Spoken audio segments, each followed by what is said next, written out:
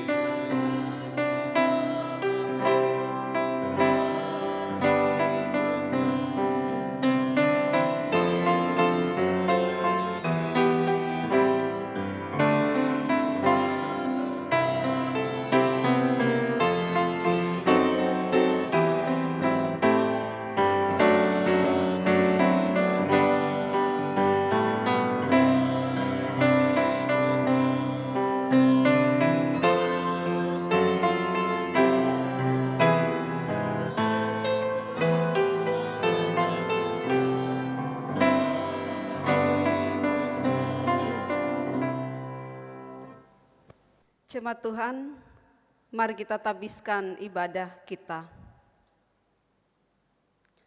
Pertolongan kita adalah dalam nama Tuhan yang menjadikan langit dan bumi.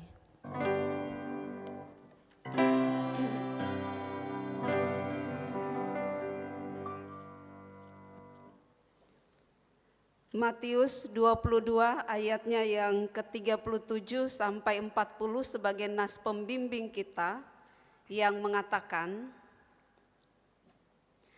jawab Yesus kepadanya, kasihilah Tuhan Allahmu dengan segenap hatimu dan dengan segenap jiwamu dan dengan segenap akal budimu. Itulah hukum yang terutama dan yang pertama. Dan hukum yang kedua yang sama dengan itu ialah, kasihilah sesamamu manusia seperti dirimu sendiri. Pada kedua hukum inilah tergantung seluruh hukum Taurat dan kitab para nabi. Mari kita terima salam rasuli.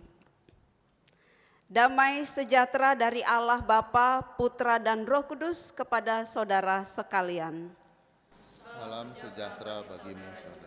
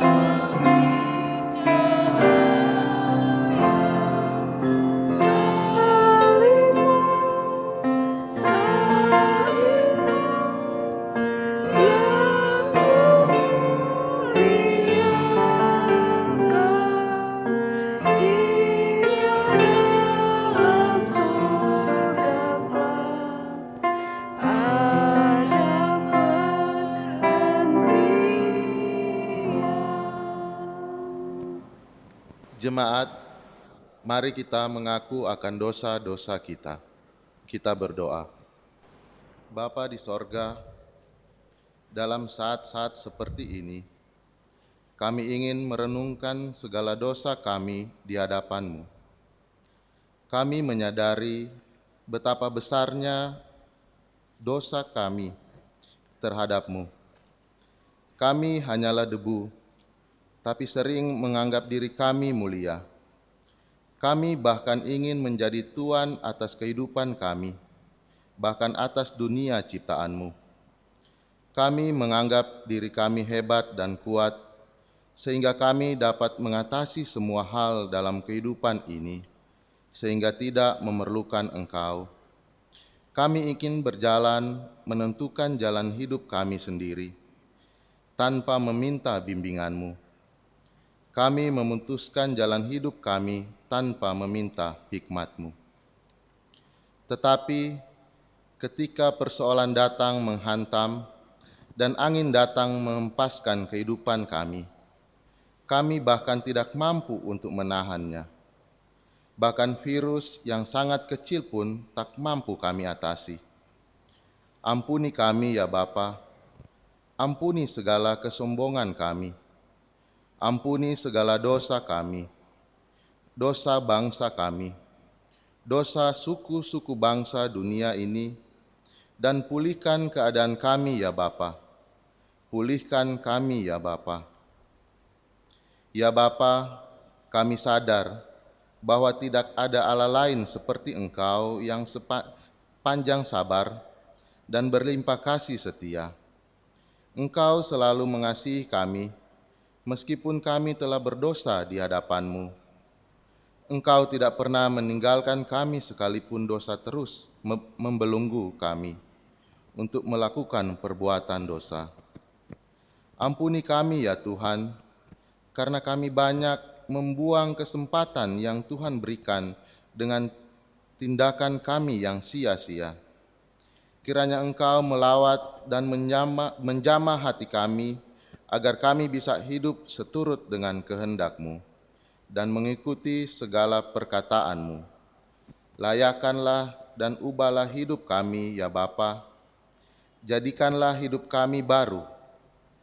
Dengarlah doa kami ya Bapa. Dalam nama Yesus kami telah berdoa. Amin.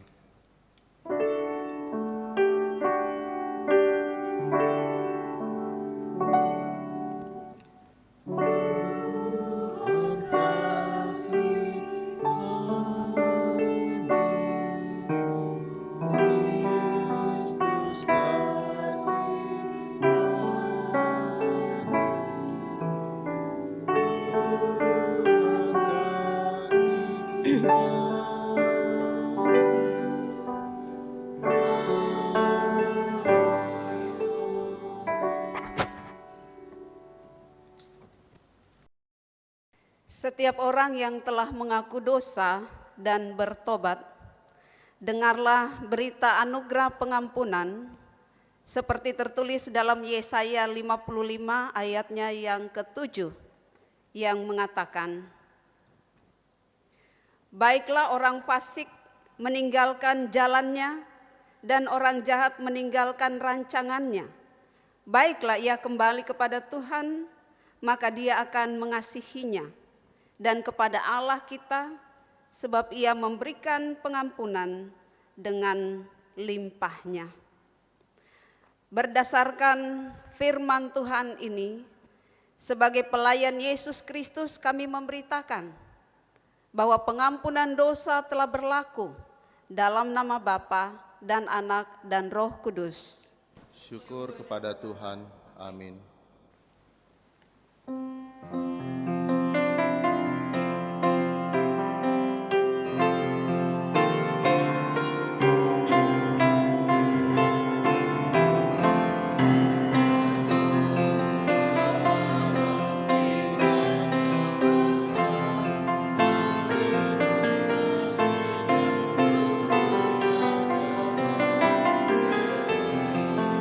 Berilah putra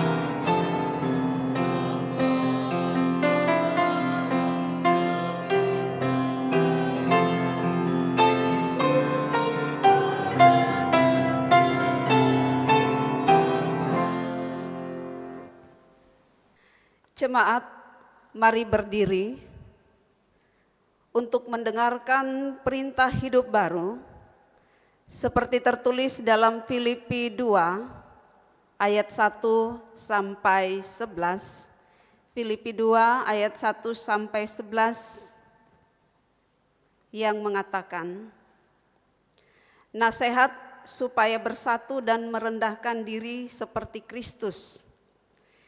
Jadi karena dalam Kristus ada nasihat, ada penghiburan kasih, ada persekutuan roh, ada kasih mesra dan belas kasihan. Karena itu sempurnakanlah sukacitaku dengan ini. Hendaklah kamu sehati sepikir dalam satu kasih, satu jiwa, satu tujuan, dengan tidak mencari kepentingan sendiri atau puji-pujian yang sia-sia. Sebaliknya, hendaklah dengan rendah hati yang seorang menganggap yang lain lebih utama daripada dirinya sendiri. Dan janganlah tiap-tiap orang hanya memperhatikan kepentingannya sendiri, tetapi kepentingan orang lain juga. Hendaklah kamu dalam hidupmu bersama menaruh pikiran dan perasaan yang terdapat juga dalam Kristus Yesus, yang walaupun dalam rupa Allah tidak menganggap kesetaraan dengan Allah itu sebagai milik yang harus dipertahankan, melainkan ia telah mengosongkan dirinya sendiri dan mengambil rupa seorang hamba dan menjadi sama seperti manusia. Dan dalam keadaan sebagai manusia, ia telah merendahkan dirinya dan taat sampai mati, bahkan sampai mati di atas kayu salib. Itulah sebabnya Allah sangat meninggikan dia dan mengaruniakan kepadanya nama di atas segala nama, supaya dalam nama Yesus bertekuk lutut segala yang ada di langit, yang ada di atas bumi, dan yang ada di bawah bumi. Dan segala lidah mengaku Yesus Kristus adalah Tuhan, bagi kemuliaan Allah Bapa. Demikianlah perintah hidup baru kita, kiranya Roh Kudus menolong kita mewujudkan kemuliaan Allah dalam seluruh hidup dan kesaksian kita di dunia.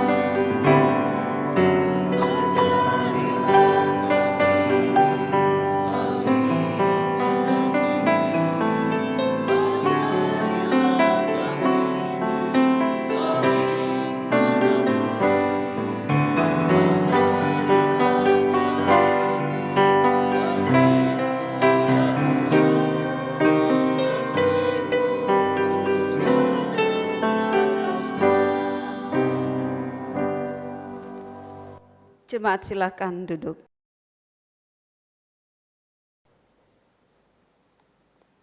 Kita masuk dalam pemberitaan firman Tuhan. Mari kita siapkan hati kita untuk menerima kebenaran firman Tuhan. Sebelumnya mari kita berdoa mohon bimbingan Roh Kudus. Kita berdoa. Bapa pengasih di dalam Yesus Kristus, pada saat ini Tuhan, kami akan mendengarkan kebenaran firman-Mu yang akan menuntun kami melewati berbagai persoalan di dalam hidup ini.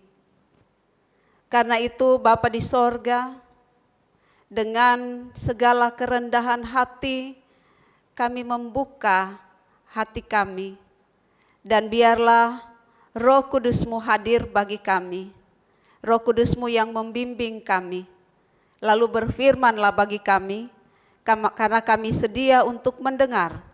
Di dalam nama Tuhan Yesus firman yang hidup kami berdoa. Amin. Jemaat, mari kita berdiri untuk mendengarkan firman Tuhan. Hosiana.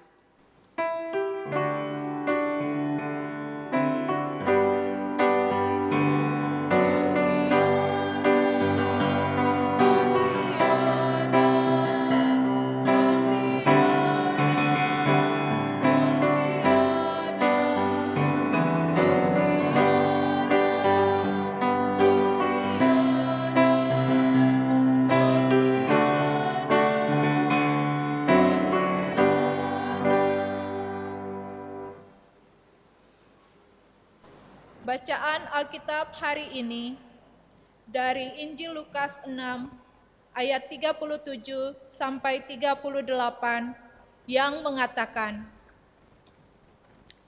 "Janganlah kamu menghakimi, maka kamu pun tidak akan dihakimi. Dan janganlah kamu menghukum, maka kamu pun tidak akan dihukum. Ampunilah dan kamu akan diampuni. Berilah dan kamu akan diberi. Suatu takaran yang baik, yang dipadatkan, yang digoncang, dan yang tumpah keluar akan dicurahkan ke dalam ribaanmu. Sebab ukuran yang kamu pakai untuk mengukur akan diukurkan kepadamu." Demikianlah firman Tuhan. Hendaklah firman-Nya diam dengan segala kekayaannya di antara kamu, dan ucaplah syukur kepada Allah.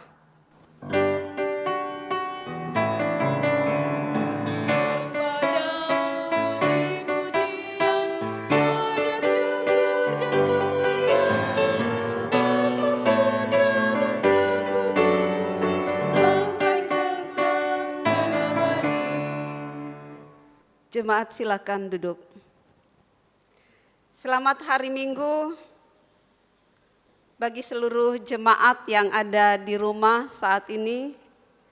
Kita bertemu kembali dalam YouTube GPIB Eklesia Bandar Udara Internasional I Gusti Ngurah Rai. Saya Pendeta Mince Mulikale dan para presbiter yang bertugas akan melayani jemaat yang saat ini beribadah di rumah.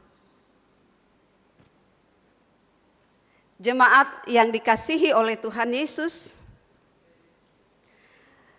kalau kita perhatikan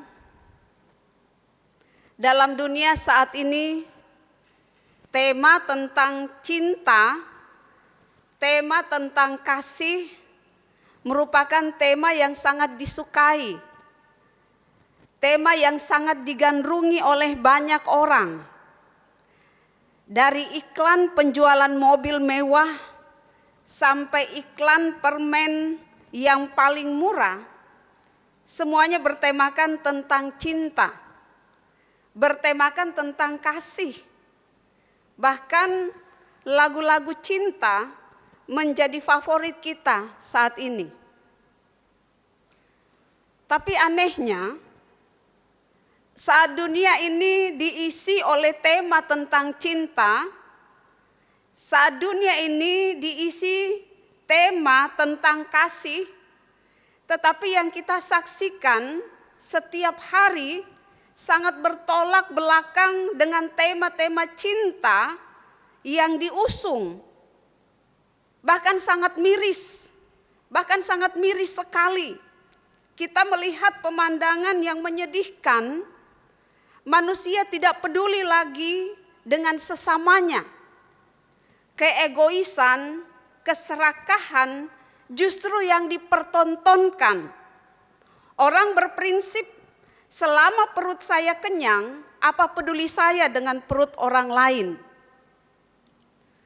Kehidupan modern saat ini yang cenderung individualis dan egois harus diakui bahwa hati yang tergerak oleh belas kasihan menjadi barang mahal dan barang yang langka. Mengapa? Karena kita tidak mau repot dengan urusan orang lain. Kita berprinsip, emang gue pikirin, peduli amat. Menjadi ungkapan sakti dan sangat sering bergema dalam kehidupan sekarang ini. Orang tidak lagi peduli pada siapa yang ia benci. Ini gambaran dunia yang telah kehilangan kasih dan kepedulian terhadap sesama. Manusia bukan lagi sudah kehilangan kasih, tetapi juga tidak tahu lagi bagaimana cara mengasihi.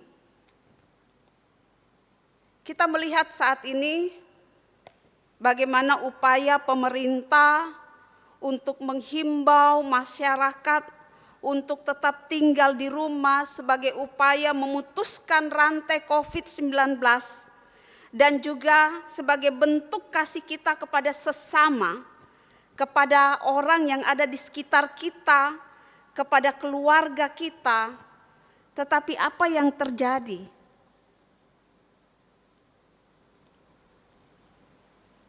Banyak orang yang tidak peduli dengan himbauan. Padahal dengan melakukan itu bentuk kasih kita kepada orang lain, kepada keluarga kita. Kita melihat tim medis yang bekerja tanpa henti, jargon mereka adalah kalian tetap di rumah, biarkan kami bekerja untuk Anda. Kami juga para presbiter mau mengatakan jemaat tetap ibadah di rumah, biarkan kami yang melayani. Jangan kita egois, belajarlah untuk mengasihi dengan tetap di rumah saja. Bekerja di rumah, belajar di rumah, beribadah di rumah. Dan bacaan kita dari Injil Lukas 6 ayat 37 sampai 38 dan yang menjadi perenungan kita pada hari ini dengan tema kasih sejati. Jemaat Tuhan, apa itu kasih sejati? Pertama, kasih sejati adalah kasih yang punya inisiatif. Tuhan Yesus begitu mengasihi kita sebagai orang yang berdosa, sehingga ia mau mengorbankan dirinya bagi penebusan dosa kita. Tuhan Yesus menunjukkan secara langsung dan nyata bahwa kasih-Nya penuh dengan inisiatif dan sikap proaktif. Sehingga Yohanes pun kemudian menggugah hati kita untuk menyadari. Di dalam 1 Yohanes 4 ayat 11 dia katakan, jikalau Allah sedemikian mengasihi kita, maka haruslah kita juga saling mengasihi. Kalau Tuhan saja mengasihi dengan inisiatif, mengapa kita justru lebih cenderung menanti terlebih dahulu untuk mengasihi? Yang kedua, kasih sejati. Kasih yang sejati adalah kasih yang aktif. Kasih itu perlu dilakukan, perlu diwujudkan, perlu diterapkan secara real. Jadi tidak hanya sebatas, oh saya mau mengasihi. Tidak sebatas khotbah di atas mimbar. Tetapi harus dinyatakan, harus diwujudkan. Di dalam 1 Yohanes 3 ayat 18 mengatakan, anak-anakku marilah kita mengasihi bukan dengan perkataan atau dengan lidah, tetapi dengan perbuatan dan dalam kebenaran. Lalu yang ketiga, kasih sejati adalah gambaran Allah sendiri. Dikatakan di dalam 1 Yohanes 4 ayat 8, barang siapa tidak mengasihi, ia tidak mengenal Allah, sebab Allah adalah kasih. Jemaat yang dikasihi Tuhan, alangkah ironisnya jika kita mengaku menjadi anak-anak Tuhan, tetapi tidak tergerak untuk mengasihi orang lain. Kita bisa menjadi cerminan Tuhan di dalam dunia dengan mengasihi orang lain juga, tanpa bergantung kepada status atau kondisi mereka. Dengan kondisi sekarang ini, kita melihat bagaimana antusiasnya kita untuk saling menguatkan, bukan melemahkan saudara-saudara kita yang merasakan dampak dari COVID-19 ini, dan juga para medis yang berjuang di garda terdepan. Banyak orang membuat video-video klip memberikan semangat kepada mereka. Ini bentuk kasih. Lalu yang keempat, kasih yang sejati peduli kepada kepentingan orang lain. Firman Tuhan mengingatkan kita untuk tidak hanya mementingkan kebutuhan kita, tetapi juga memperhatikan kepentingan orang lain. Di dalam Filipi 2 ayat 4, dalam petunjuk hidup baru kita mengatakan, janganlah tiap-tiap orang hanya memperhatikan kepentingannya sendiri, tetapi kepentingan orang lain juga. Saling memperhatikan, saling membantu, saling mendukung, saling mengingatkan dan saling mendorong. Itulah salah satu wujud nyata dari sebuah kasih sejati seperti yang diinginkan Tuhan Yesus untuk kita miliki. Setiap orang percaya dipanggil bukan untuk hidup egois dan mengejar hawa nafsu pribadi, melainkan untuk peduli dan mengasihi sesama manusia. Saat ini kita perlu saling mendoakan, saling menguatkan ketika kita disuruh untuk tetap tinggal di rumah, bekerja dari rumah, belajar dari rumah, dan beribadah dari rumah. Jika kita taat, merupakan bentuk kepedulian kita kepada orang lain. Lalu yang kelima, kasih yang sejati adalah kasih yang mampu menjangkau musuh sekalipun. Yesus berkata, tetapi aku berkata kepadamu, kasihilah musuhmu dan berdoalah bagi mereka yang menganiaya kamu. Itulah sebuah panggilan yang akan mampu membuat kita menjadi anak-anak Tuhan. Seperti yang dikatakan Yesus, mudahkah kita melakukan? Tentu saja tidak. Tetapi Yesus sendiri telah menunjukkan kasih itu dengan tetap mendoakan dan meminta pengampunan atas orang-orang yang menganiaya dia tanpa rasa perikemanusiaan sedikit pun. Dia mengatakan, ya Bapa, ampunilah mereka. Lalu yang keenam, kasih yang sejati adalah siap berkorban. Yesus mengatakan tidak ada kasih yang lebih besar dari kasih seorang yang memberikan nyawanya untuk sahabat-sahabatnya. Walaupun terasa, Bapak Ibu, terasa tidak enak, bete karena harus berdiam di rumah, tapi inilah bentuk pengorbanan kita untuk sesama, untuk negara.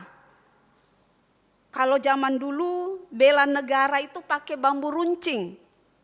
Sekarang ini kita berjuang bersama-sama, disuruh rebahan saja di rumah. Kita disuruh rebahan saja di rumah, tidak disuruh jaga kandang singa, tidak disuruh kasih makan buaya, kita disuruh saja rebahan di rumah. Kita berjuang bersama-sama, ini bukan perjuangan sendiri-sendiri. Sehingga tidak ada sikap egois, harus berkorban. Kasih adalah harus berkorban. Hal ini penting untuk kita perhatikan. Karena cinta, baik kualitas maupun kuantitasnya mulai luntur. Dan kasih yang diberikan kepada orang bukan hanya kasih manusia. Kasih yang kita berikan kepada sesama bukan hanya kasih manusia, melainkan kasih ilahi, kasih agape. Ini standar kasih yang tinggi, kasih yang menuntut pengorbanan, sebagaimana Kristus menyerahkan dirinya bagi jemaat. Jemaat yang dikasihi oleh Tuhan Yesus Kristus, bentuk kasih sejati yang kita lakukan ini sebagai wujud cinta kita kepada Tuhan. Kita sudah menerima kebaikan, kita sudah menerima anugerah keselamatan dari Tuhan Yesus. Kita adalah manusia yang berdosa, yang seharusnya dihukum, tetapi kita justru mendapatkan pengampunan melalui pengorbanannya di atas kayu salib. Ia memberikan jaminan keselamatan. Karena itu patutlah kita menghayati kasih-Nya yang besar itu. Kasih yang sejati adalah milik Allah. Dunia tidak mampu memberikan kepada kita kasih sejati. Kasih sejati tidak tertuju pada diri sendiri, tetapi kesediaan untuk memberi. Bukan hanya memberi materi, tetapi memberi penguatan, memberi dukungan doa, memberi semangat, dan memberikan motivasi kepada semua. Karena itu firman Tuhan mengajarkan untuk kita tidak menghakimi dan menghukum, tidak mencari kesalahan-kesalahan. Ketika dunia cenderung fokus kepada kebencian, menghalalkan kekerasan karena merasa paling benar dan berhak menghakimi, kasih sejati mengajarkan kita untuk bertindak sebaliknya. Kasih mencakup perilaku yang baik yang akan mampu menunjukkan sebuah perbedaan nyata di dunia yang berpikir sebaliknya. Jemaat yang dikasihi oleh Tuhan, seperti apa yang diinginkan Tuhan kepada kita, marilah kita mulai membagikan kepada dunia kasih yang telah dibagikan Tuhan kepada kita. Bagi jemaat yang mendengar dan bagi saudara-saudaraku yang ada di ruang-ruang isolasi, yang berada di ruang-ruang perawatan, tetaplah semangat, teruslah berjuang, andalkan Tuhan. Kami mendukung dalam doa, kami mendukung dalam kasih. Badai pasti berlalu. Tuhan memberkati kita dan firman-Nya. Amin.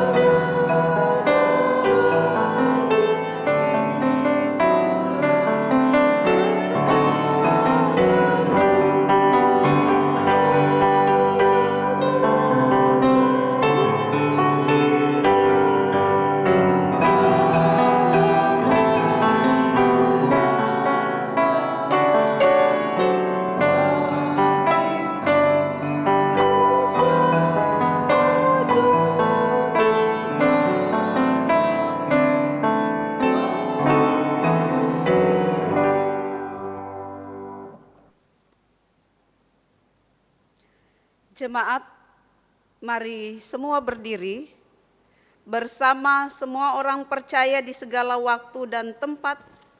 Mari ucapkan pengakuan iman menurut pengakuan iman rasuli dengan hati dan mulut masing-masing berkata, "Aku percaya kepada Allah, Bapa yang Maha Kuasa, Khalik langit dan bumi, dan kepada Yesus Kristus, Anak yang tunggal Tuhan kita, yang dikandung daripada Roh Kudus, lahir dari anak darah Maria, yang menderita di bawah pemerintahan Pontius Pilatus, disalibkan, mati dan dikuburkan, turun ke dalam kerajaan maut.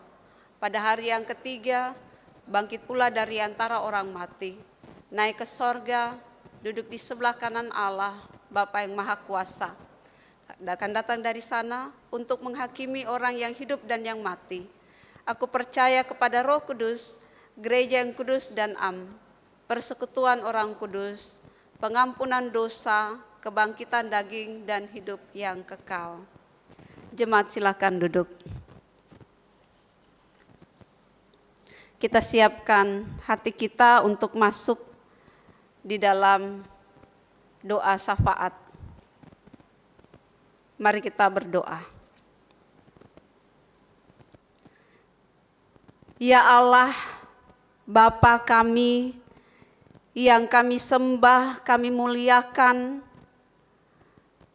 Engkaulah Allah kami, Engkaulah yang kami cari, sebab tubuh ini merindukan Engkau dan jiwa ini haus akan Engkau. Seperti tanah kering dan tandus di mana tidak ada air, maka kami memandang kepadamu di tempat kudus-Mu untuk melihat kuasa dan kemuliaan-Mu. Kasih-Mu lebih baik dari kehidupan. Bibir kami memuliakan Engkau. Kami akan memuji Engkau selama kami hidup.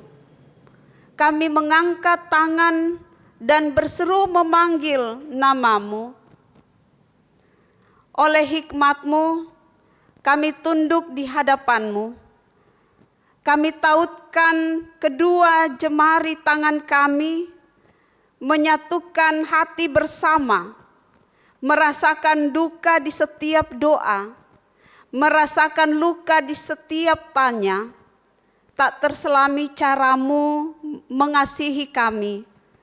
Sungguh kami rasakan yang mereka rasakan. Sungguh Engkaulah Tuhan satu-satunya penolong. Yang pasti Engkau mengasihi kami dan tidak pernah meninggalkan kami. Karena itu Tuhan Yesus, kami mau menyerahkan seluruh kehidupan kami, tetapi juga kami mau bersyukur untuk kehidupan yang Tuhan percayakan bagi kami. Ajarlah kami untuk memiliki hati yang mengasihi, bukan saja untuk memenuhi kebutuhan di dalam dunia, melainkan juga untuk membawa masuk orang-orang ke dalam kasih karunia-Mu untuk menyelamatkan mereka. Ajarlah kami untuk mengasihi, ya Bapa, seperti kasih yang sudah Engkau ajarkan, Engkau berikan kepada kami. Karena itu Bapa di sorga, kami mau menyerahkan seluruh keberadaan kami. Ketika dunia sudah kehilangan kasih, bahkan sudah tidak tahu mengasihi, biarlah kami anak-anak-Mu tampil dan memberikan kasih yang sudah kami terima dari Engkau, kasih yang rela berkorban, kasih yang mau menyelamatkan, kasih yang mau peduli kepada penderitaan orang lain, kasih yang tidak mementingkan diri sendiri. Karena itu di saat-saat seperti ini ya Bapa, dalam kondisi seperti ini, maka kasih-Mu lah yang harus kami wujud nyatakan di dalam kehidupan kami. Kami berdoa untuk para korban COVID-19 yang berdampak secara langsung Berikanlah mereka anugerah dan kesembuhan-Mu ya Bapa. Mereka yang berada di ruang-ruang isolasi, berikan mereka kekuatan dan semangat agar dapat tetap tenang dan juga mendapatkan suplai bahan makanan. Kami doakan juga bagi para medis, berikan juga mereka kekuatan-Mu ya Bapa, dalam wujud kasih mereka kepada sesama yang mengobati korban dengan efektif, dan tubuh mereka juga dapat kebal dari paparan virus. Kami berdoa bagi para peneliti agar mampu menciptakan vaksin yang berguna bagi pengobatan pencegahan di masa depan. Kami berdoa bagi para pemangku kebijakan, bagi para pemerintah, agar mereka segera membuat peraturan yang menjamin keamanan setiap warga dari ancaman virus. Karena itu Bapa, kepadamu kami serahkan mereka yang terus berjuang. Kepadamu kami serahkan kehidupan kami dan keluarga kami. Karena masa depan kami sungguh ada di dalam tangan-Mu. Ampuni dosa kami ya Bapa. Biarlah dalam saat-saat seperti ini kami tetap mengandalkan Engkau, bahwa Engkau tidak akan meninggalkan kami. Tuhan Yesus, inilah doa kami, inilah permohonan kami, yang kami naikkan, kami alaskan hanya di dalam satu nama yang berkuasa, yaitu Yesus Kristus. Ya Bapa, dalam pengasihan-Mu kami mohon, peliharalah kami dalam Yesus Kristus Tuhan, yang telah mengajar kami berdoa. Bapa kami yang di sorga, dikuduskanlah nama-Mu, datanglah kerajaan-Mu, jadilah kehendak-Mu di bumi seperti di sorga. Berikanlah kami pada hari ini makanan kami yang secukupnya, dan ampunilah kami akan kesalahan kami, seperti kami juga mengampuni orang yang bersalah pada kami. Dan janganlah membawa kami ke dalam pencobaan, tapi lepaskanlah kami daripada yang jahat.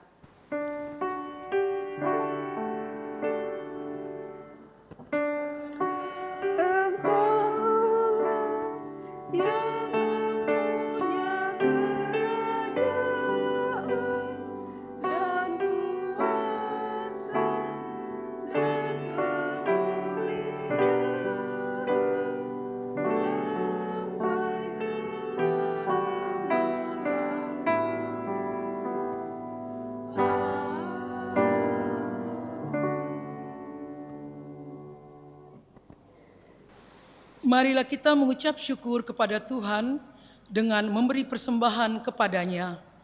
Dengarlah nats Alkitab 2 Korintus 8 ayat 9 yang menyatakan, karena kamu telah mengenal kasih karunia Tuhan kita Yesus Kristus, bahwa Ia yang oleh karena kamu menjadi miskin, sekalipun Ia kaya, supaya kamu menjadi kaya oleh karena kemiskinannya. Tuhan memberkati saudara dan persembahan saudara.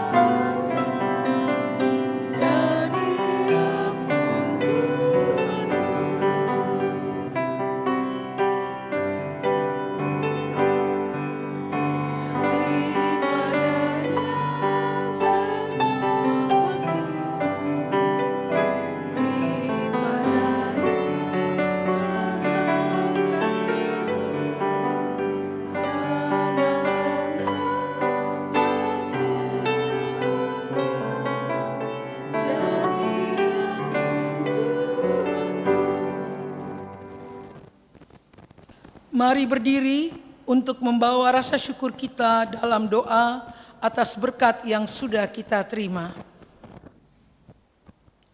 Siapakah kami ini ya Tuhan, sehingga sanggup memberi kepadamu? Semua yang ada pada kami berasal dari Engkau saja. Siapakah kami ini ya Tuhan, sehingga tangan-Mu harus menerima dari kami? Engkau menciptakan kami, dan tangan-Mu lah yang membentuk tubuh, jiwa, dan roh kami. Sebab itu kami merendahkan diri kami ya Tuhan, menengadahkan tangan ke atas, menyerahkan persembahan buah hidup kami. Terimalah persembahan umat-Mu ini bagaikan dupa yang harum.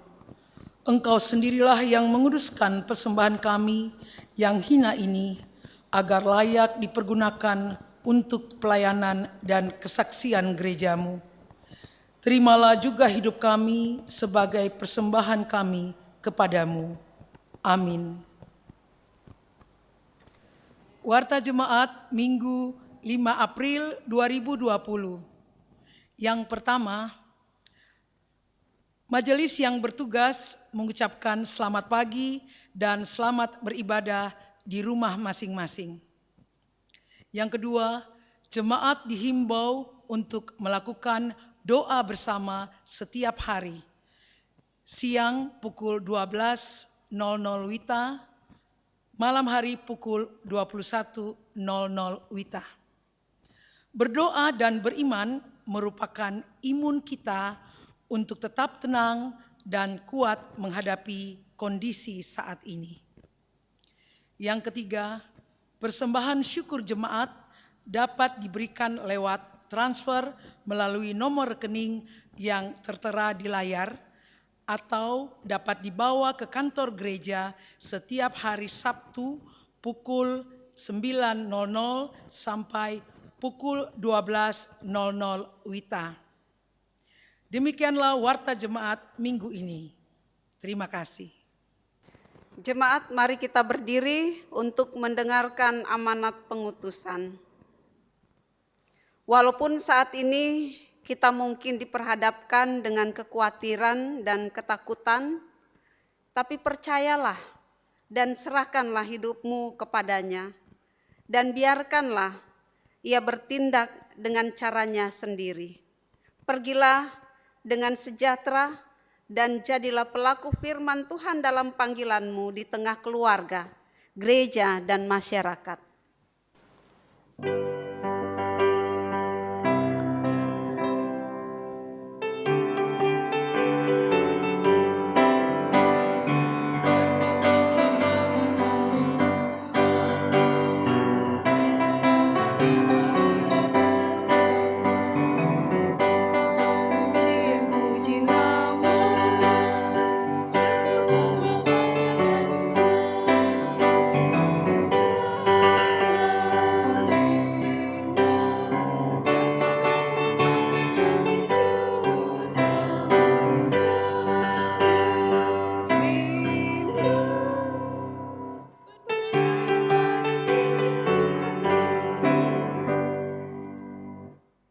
Arahkanlah hati dan pikiranmu kepada Tuhan dan terimalah berkat-Nya. Tuhan memberkati engkau dan melindungi engkau. Tuhan menyinari engkau dengan wajah-Nya dan memberi engkau kasih karunia.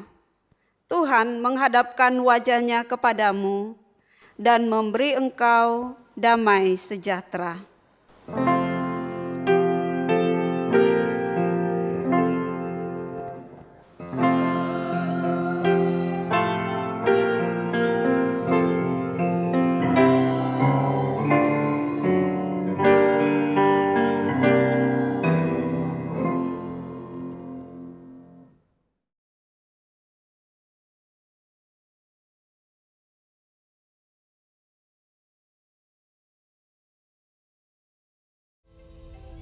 Kami Majelis Jemaat GPIB Eklesia Bandar Udara Internasional I Gusti Ngurah Rai dan presbiter yang bertugas mengucapkan selamat hari Minggu.